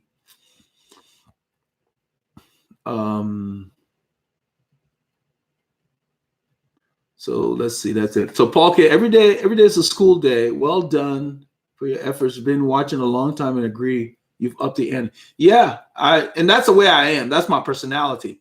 I always want to learn something new. And when I go places, I don't look down on anybody. When I used to consult, when I got to the hotel, I would talk to the security guard. Everybody ignores the security guard at the door because every hotel has one. I would talk to them about the lay of the land, where to go, where all the grocery stores and which areas to avoid and all that. Before long, you knew the areas. It's just cool. Instead of the hoity-toity concierge and all those people, no. You can get more from the people that are ignored. And then, but from talking to the security guard now, every time I would come home, because you're there for a week, usually, and sometimes I would go to the same place. So we're talking, we're on a name-to-name basis. Then everybody's doing double takes, like, who's this guy? The security guard knows his name. You see, all I had to do was talk to the guy. That's what people don't get. They see people with name tags, they just ignore them, treat them like a number. You talk to somebody, they might bend over backwards and show you some little, you're trying to get a refund. They might give you a little tip on how to get a better refund or something. You never know. Never look down on anybody. You can learn from anyone. So it's kind of like, even the guys that pick up our garbage here, I know all of them. So they come in my yard to get my garbage can. One day Paul came and he was coming to the house and the garbage can was in the middle of my driveway. They had a new guy and he left it there. Well, usually they come in the yard, get it, and they put it where we keep it. And this guy left it there. So the next time they came, I asked the driver, I said, who's this guy? He said, oh, yeah, he's no longer with us. So apparently a lot of people had complained because in our area, they come in the yard to get your garbage can. You don't have to put it on the street, So it's like, apparently he had caused enough problems to where they just kind of let him go. Not like everybody's lining up for that job. But I don't look down on those guys because think about it. If your garbage man doesn't show up, what happens? The whole street starts smelling. They miss a day. Everybody misses them. Around the holidays, especially, Christmas fell on like a Tuesday, so they didn't come until, there was garbage everywhere. Who were riding, trash had been blown by the wind. Paul and I was laughing about it. So everybody's important. Everybody has a role, and you can learn from anyone. You never know. All right, let's see here. Don't believe in your own hype. When the size of a frame is just a bit smaller or bigger, can a bike fitter still fit the rider or best tell the rider to get a new bike? Hope this makes sense. Yes, it does. It does make sense. I will use, what's his name? Noel Pagan, for example. Noel Pagan, a big guy. He's probably a little taller than me, long arms. And he had a frame with like a shorter top tube. But it was maybe a centimeter or two too small for him. But yes, within reason now, you can go down a centimeter or two in either direction, down or up. So instead of him buying a new frame, we just got him a longer stem. Now he got a long enough seat post to where you're going to have more seat posts sticking up on a smaller frame. You've seen that. Not a big deal. Within reason, within a centimeter or two, lower or higher, yes. Once it starts going too far one way or the other, then it gets a little cumbersome. But yes, you can salvage a frame. Some fitters will not want to mess with it because they're saying it's just not going to be right, especially if the frame's really big. You're not going to have much seat post sticking up and all that. Doesn't mean you can't ride it, but the handling is going to be compromised. You're going to need a shorter stem because the top tube's too long.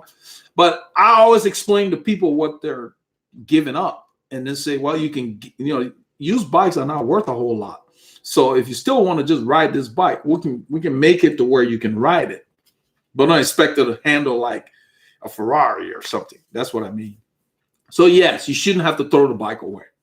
And then you learn from that. You get your numbers because a lot of builders want to know your current frame, what problems you're having with it when they start working on your new frame, in addition to your measurements. They always ask about what you're currently riding. If you have nothing, then that's fine. They just go with your measurements. Because you learn from that. You say, oh, okay, I need this and that. I did that for a guy in Louisiana who came with a large frame. He was sold a frame that was too big for him by an LBS. And he had problems with them. That's what he found the channel, drove from his state, which is Louisiana, neighboring Texas. So generally 2 hours drive, you'll be on the ice skirt. I don't know where in Louisiana he came from. So at least 4 hours. So he drove 4 hours. He came and I fitted him to this large bike. And so he used it for about 9 months and then ordered a Kish frame, which we built for him. So yes, that's very doable. You don't have to throw it away. All right. Let's see.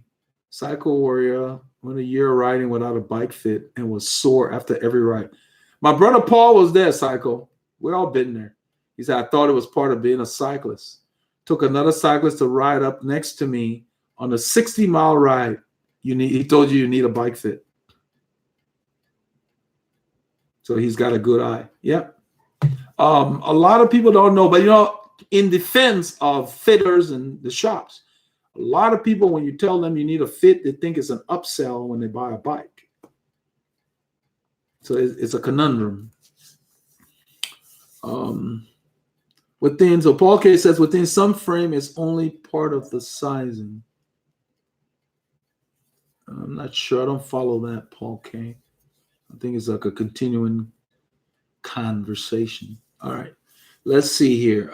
Jerome Miserman, do you have a job besides this because you spend so much time for this?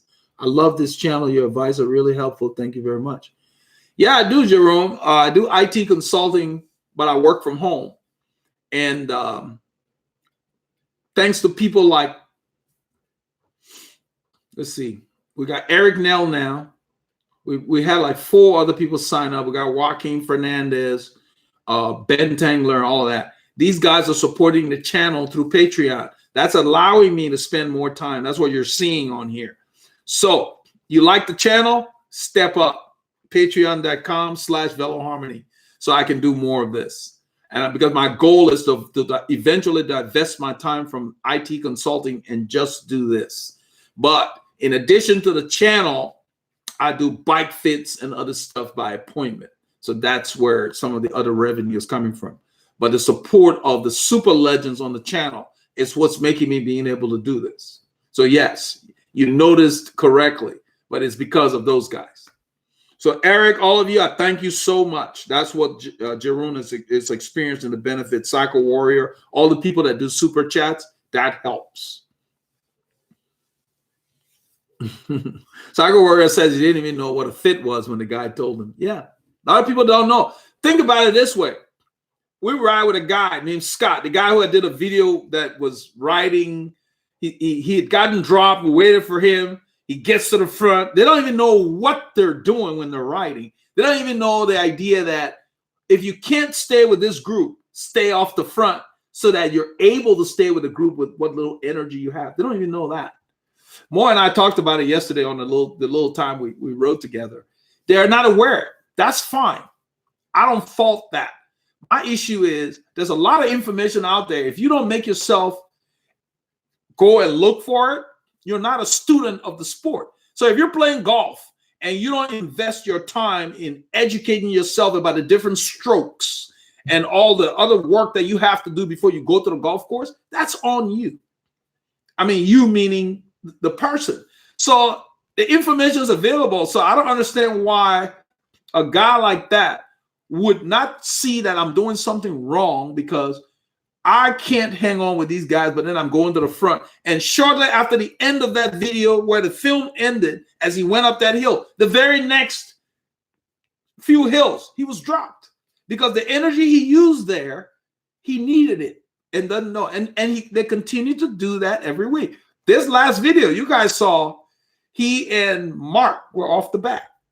So they're not learning. That's my thing. You don't need to be an expert, but there is no way anybody gets up and says, I want to see how badly I can ride today. Think about it that way. There is no way his goal is to not hang on in his own group because it's their group. We're just visiting. And we got other guys like Dog Shot that stop by because they live in the woodlands. We live close, and so we go up there. We're visiting. This is his ride they're setting up. They just sent out a message. I haven't read it yet because tomorrow it's not raining, so they sent out a message. This is another thing they do. The weather's favorable tomorrow, so they sent out a message early Friday. If it were scheduled to rain, they would send out no message. So where's the consistency?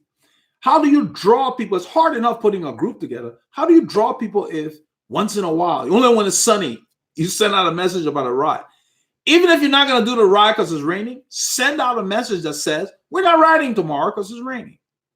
They send out nothing. So then the other members of the group that might want to ride start asking, is there a ride today? I don't chat on that. I'm on there. I just kind of lurk. I just write the messages and I don't participate. It's not my group. I'm not running it. So the point I'm making is they're not educating themselves about that. But that's fine, because everything in life, not everybody wants to really master, everybody's different.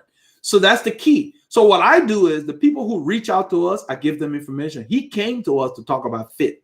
And it's on video. Paul spent an entire time at a rest stop educating him about fit, using himself as an example. That, hey, I was uncomfortable, and then blah, blah, blah. He's taking no action. And so he's still where he was 6 months ago when we talked about fit with him. As a result, he will continue to not improve. That's what you guys are seeing. They make the same mistake. It's kind of like, what is it, insanity?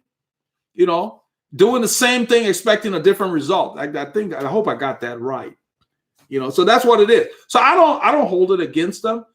My attitude is they're going to learn one way or another, by trial by fire. That's the reason during that ride I didn't back off until that car came up. They're going to learn. So it's like, I don't know what they're doing, but they need to really figure out, okay, why is it I'm not doing this? Why? So you guys, that's why I call you all legends. And that's what I'm trying to get to in a roundabout way. Pat yourselves on the back because you're on this channel. I did not have this when I was a budding cyclist. And there are a lot of cyclists that don't have this. You guys know that. So you are students of the sport. You're not just cyclists. That's why I call you legends. And then the super legends are the people who contribute to the channel, like Cycle Warrior and these other guys. That's my reason for calling you guys legends, because you basically are driving to the library virtually and you are seeking education, where the rest of the people just getting on a bike every week, experiencing same discomfort, same wasted energy. They're never going to improve. There is no way Scott's going to improve because he's uncomfortable. He can't go more than an hour. Then they go home. So if you're doing 3 or 4 hours, no way. And I told Paul one time, I was pulling it was in the summer when we had just met him. I was at the front pulling. He was on my wheel. First of all, he sits so high. So when I'm pulling, I'm low, and you just see him. He turned around, and Paul told me later, he turned around and told Paul, this guy doesn't let up. He was talking about me. Because he was struggling, because he was catching so much wind, sitting up like this, like it's a beach cruiser. And so when we got to the main intersection, he chose not to continue riding with us. So they stayed behind with another guy who had gotten dropped or whatever. So the front group, we finished the ride. And so then Paul updated me with what he had said. And since that time, he's asked about fit and different things. So he has been given the information. You guys know Randy. Randy's in the same group, and Randy gravitated to the channel. So Randy sought the information. The others know. They know where the school is. They're not entering the door. That's the point. Not everybody wants it. And so my attitude is, let them continue to make the same mistakes. We don't need to say anything. They're going to learn by example, meaning they're going to learn either you do this to ride with us or you do this and ride alone. That's basically what it is, because that some people, they don't catch on very quick. Let's see here. Cycle Warrior says, I went for a year without a bike fit and was so okay. I've already talked about that. And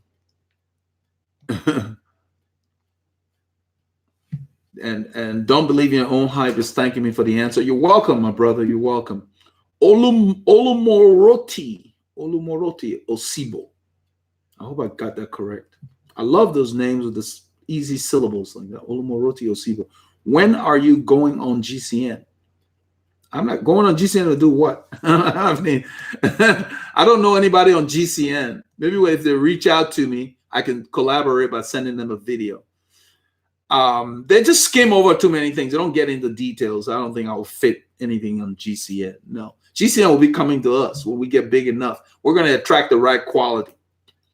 GCN is just a magazine format. They're pushing a lot of products. They place products every time they got a different bike. You know, that's what that is. All right, you're welcome, Esbrito. Round on your left, retired. Chain Lube. What are your thoughts on Rock and Roll Gold? I live near Fort Smith, AR. I think that's the one I talked about already. Yeah, that's what I use. If you scroll up on the chat history, you'll see the link. That's what I use. I have the refill. It works great. It cleans while it lubes. Somebody asked about it when we started, Rob.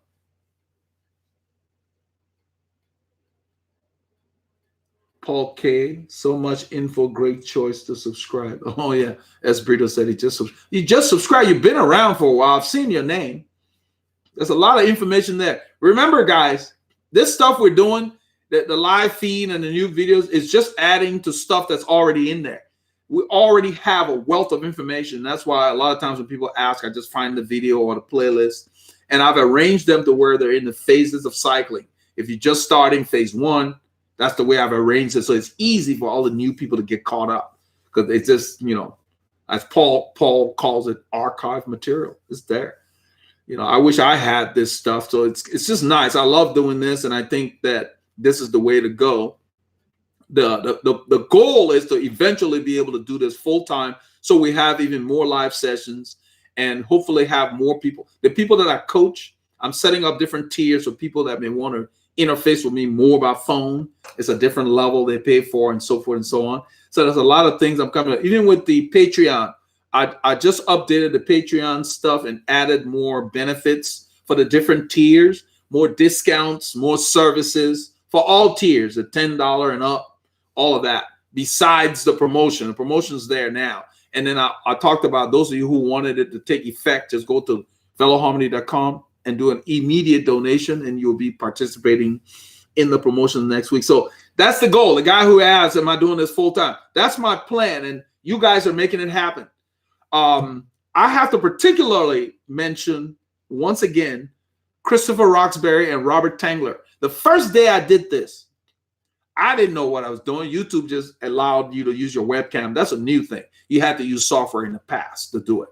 So it was easy. So I did like a beta that day. And boom, there was a, you know, what you call a super chat from Robert. And Robert's like, you got to keep doing this. And then the next week he went to the website and sent a donation. And then Christopher Roxbury. So that told me that, oh, wow, there's a need for that. And everybody else kind of joined on this. So you guys are making this happen. So the question he's asking is, are you doing it? Other things, or is this all you doing? No, I'm doing more of this because of your donations, because of your support. And what I did not want to do is just have you go to Patreon and keep donating. So now what I'm doing is I'm giving things back to you, services, products, promotions. That's what we started the last session. So it's kind of like, okay, if I pick this level, this is what I'm getting. So check out the levels before you sign up. See what's in there. You'll see what I'm talking about. There's a lot of stuff. So instead of paying $200 for a fit, you buy this level, you can get it for 50% off.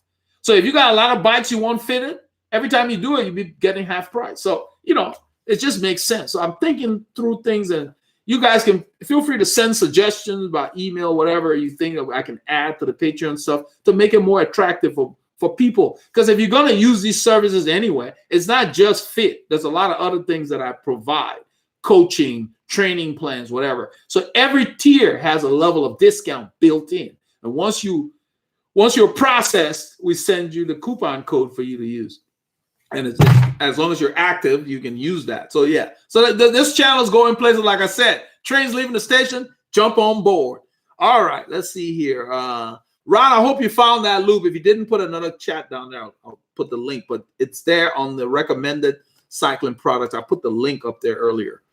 All right, let's see here. Good afternoon to all. Farmer 2702, another one of our newest super legends. Welcome, welcome. Ian Davis, I have long legs and a relatively short torso.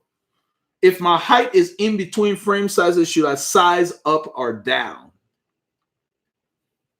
Sizing down, I think, will be better for the reach, but the stack may be a problem then. Well, the problem with sizing down, you say you've got a long, short torso, it's your arms. If your arms are long, then I would recommend you size up so you don't have too unwieldy of a long stem. That's the thing. Your torso is just is a minor factor. I'm more interested in your reach to the bars. So the frame size will be based on your inseam. And so if you're in between, if you got to be careful sizing down. Don't size down more than 2 centimeters. But then it also depends on the size of the top tube. So if you're spending a lot of money, I mean, these bikes are not cheap. So what I recommend is sign up for our bike sizing. Give me the brand name. It asks you on the channel. You go to veloharmony.com, cycling services, there's bike sizing. It will ask you for all the information, and you give me the brand name of the bike, and I will look it up and tell you which size to buy. That's what people ask for that. We did that. We put that service out there because then you're not guessing, because I can tell you what stem will work for you because you're going to send me all your measurements. So that's the best thing, Ian. Veloharmony.com, cycling services, bike sizing. So you just rule out the questions. Tim Green, how to lose fear of descending after a crash? Sometimes it just takes time, but sometimes it actually takes going to the very place you crashed and not worrying about it as opposed to going through the spot under control. Whether you slow the speed down, whatever, and then mentally just get through it okay. And sometimes that's what it takes, just getting back out there. Hope you weren't hurt too badly after your crash. So yeah, that's what it takes sometimes, because there's a psychological block sometimes. Every time you come to that spot, you kind of tighten up. So just go back to the same place. Slow down before, depending on the descent. If it has a lot of corners, slow down before each corner. Don't ride the brakes because they overheat. Slow down before each corner. Take the speed. Work on your descending. And that's how you get over the fear. And this is Sent. Hey, Sent, welcome. Good afternoon, everyone. We got about 18 minutes left. Paul K. Last ride, my rear pad started squealing. Never had that before. Is that likely just conditions or need to change pad? I've never had to change pads on a rim on a bicycle. So what that tells me, it could be the conditions maybe, or the rim was dirty, or the toe in of the pads need to be adjusted.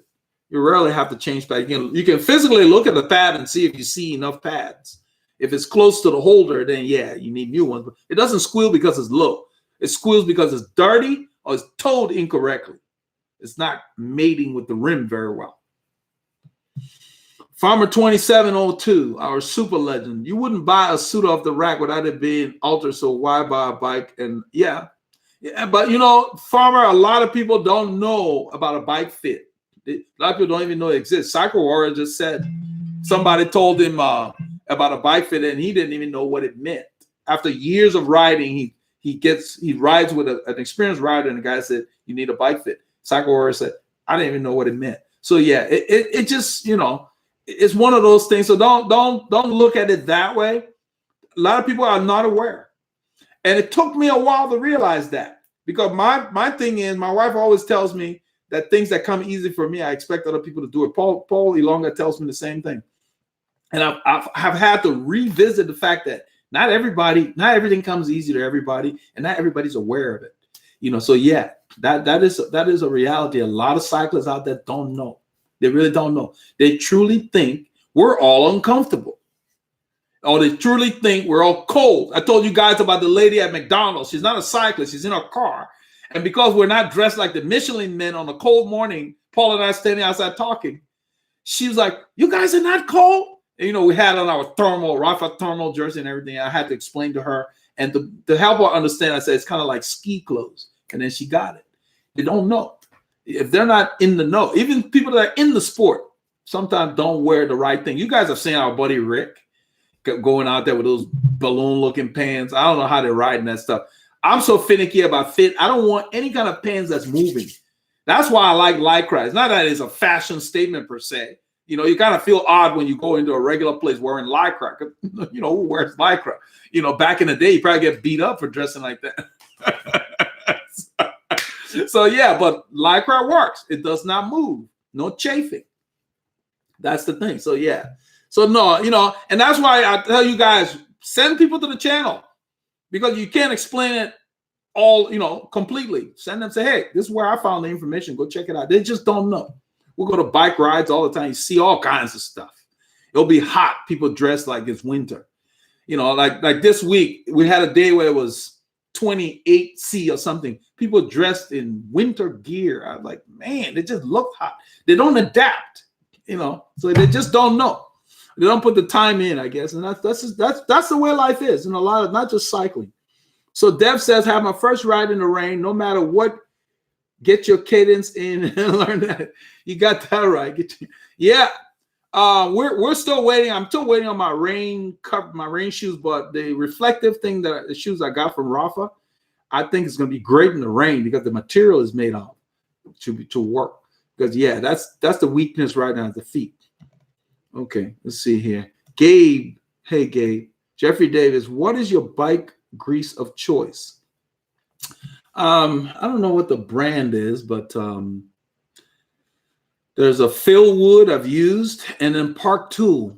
Park Tool, I've had, I think it's like a 1,000 lube or something like that. Park Tool, just offhand. That's good. But sometimes I also have the white grease that I got from Colorado Cyclist. I'm not sure what the brand is. I probably should put it on that site. Let's see here. White lube. Don't need anything special. They're all pretty good now. Nowadays, the technology. Let's see here. I'm trying to see if I can find it on Google. I got it a while back from Colorado Cyclist. Let's see here. Colorado Cyclist, white lube. I'm hoping these guys are going to give us the feature of sharing our screen so you guys can see what I'm doing. And this will make it a lot easier. Let's see here. So use Park Tool has a lube. Park Tool stuff is kind of pricey. I only get them when they're on sale, kind of like Rafa stuff. But any kind of lube for bearings and whatever, you want to use grease when you want it to stick around long. So you're putting it in like your bearings, wheel bearings, or bottom bracket and stuff like that. That's where you would use the grease. You don't need any special. I would just type, let me see, bicycle grease. Let's see what that brings. They got so many brands now. Morgan Blue makes really good grease. It's a Belgian company. But yeah, start with Phil Wood. Let me put the link here.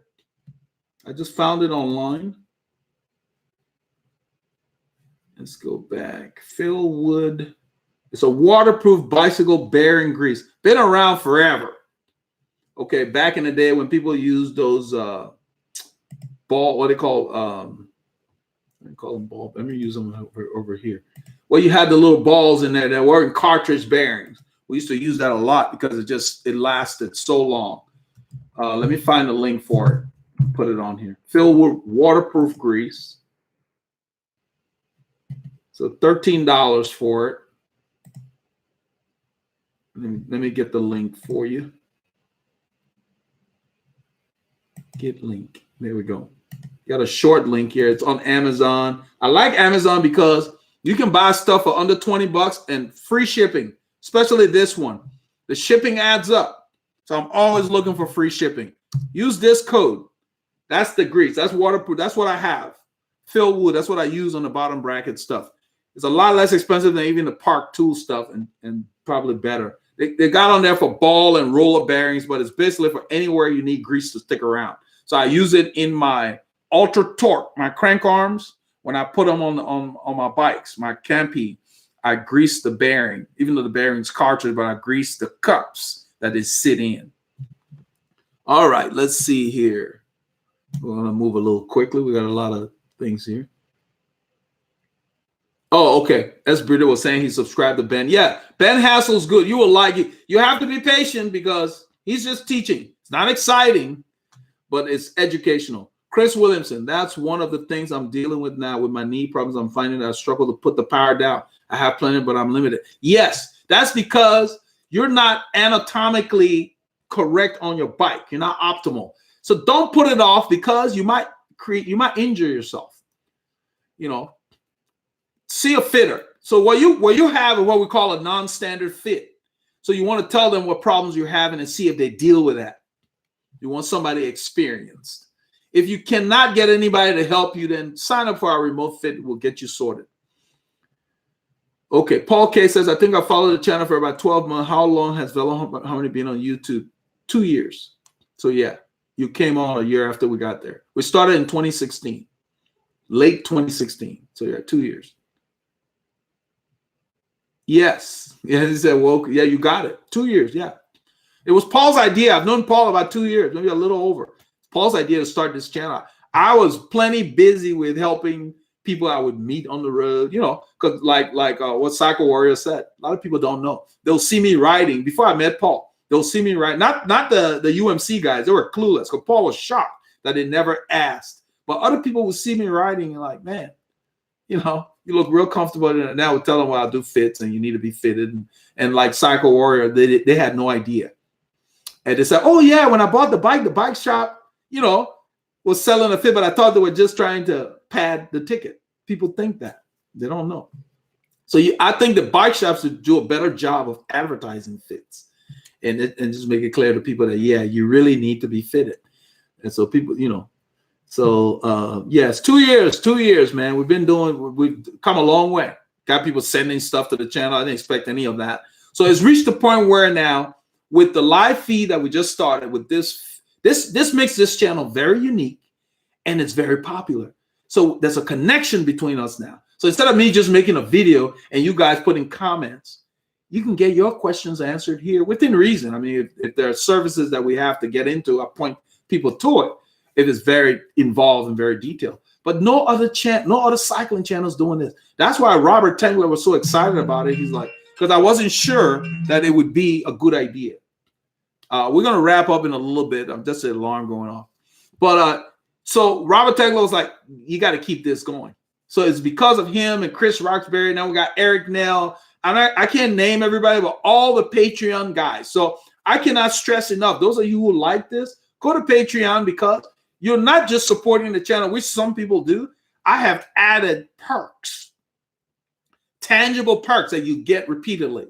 So just check out the levels on patreon.com//Veloharmony and sign up so we can keep this unique channel special because we're already special. Nobody's doing anything we're doing like this. It blows people away. Here we go. I looked at the lube link and did not see it. If you would please list it again. Oh, Ron, the lube link, let me do this, is, let's see, recommended. It's veloharmony.com. It's not a video. I think somebody thinks it's a video. Veloharmony.com, recommended cycling products. Okay, let's go over here. Let me get the link for Ron. That's why I put it there. A lot of people have been asking for that over the time we've been doing this. Anytime a lot of people ask for stuff, I make a note. I go back and put it out here. Lubricants. Like the link I just put for that guy from Amazon, I'm going to add it to this thing. So here is the link, Ron. This will take you to the Veloharmony website, and that will give you the lubricants that we use. I need to add the fill wood there. The one that I just gave, the Amazon link, I'm going to have to add that. That's my homework. Add fill wood to the lubricant. Add fill wood, because I don't think it's there, to lubricants. Because people are going to ask. Fill wood makes the best stuff. Been around forever. So yeah. So Ron, that's the link. Let's see here. Let's move quickly here. We've got about 10 minutes left.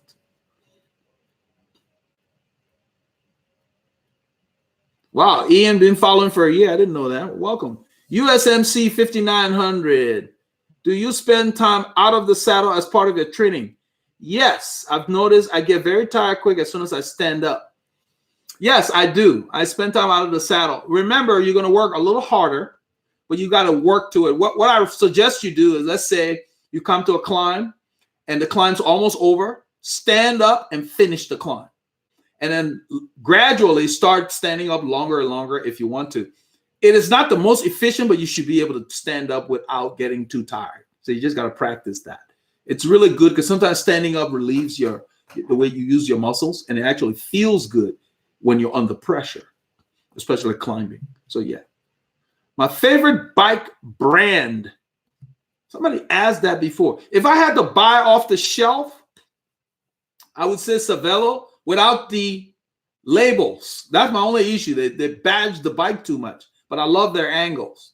But as far as the bike I ride right now is the Kish bike that I have, my custom built bike.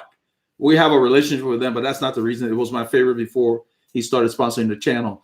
It's just the bike behaves so well. So custom wise, Kish, off the shelf. I like Cervelo because of their angles. They have really good shallow angles for tall riders and long top tubes. Yeah, their angles, the way the bike's set up, you know, that's my favorite brand. And I like that you can get your own saddle. You don't have that funky, what do you call those arrow-looking seat posts. So you can buy your own seat posts if you needed more setback or whatever. I like that about Cervelo. Okay. What is your favorite bike brand? Let's see here.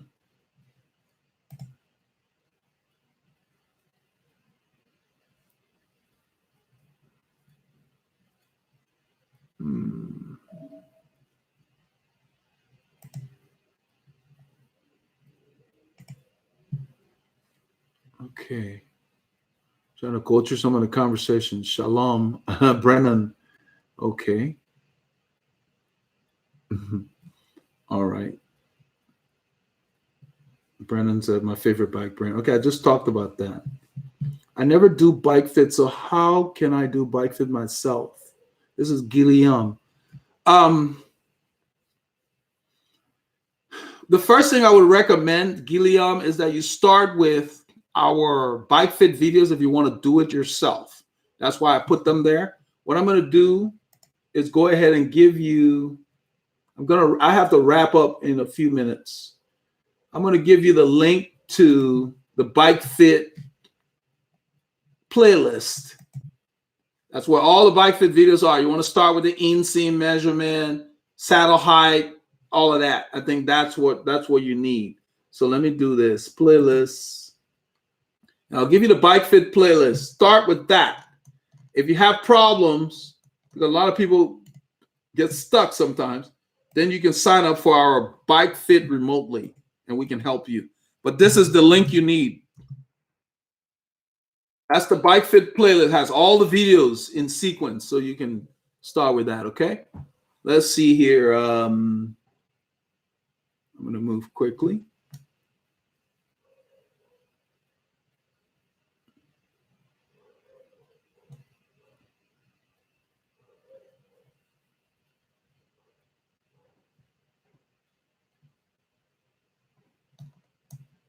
So Paul's leaving. Take care of Paul. Paul K is leaving. I'm wrapping up now. Do you think old people get hip replacements so much because of bad bikes or biking on its own? I don't think cycling causes hip replacements.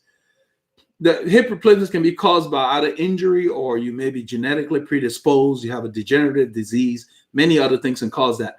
But if your bike doesn't fit you very well, or if you're running on hard surfaces as a runner or whatever else activity you're doing, it can speed that process.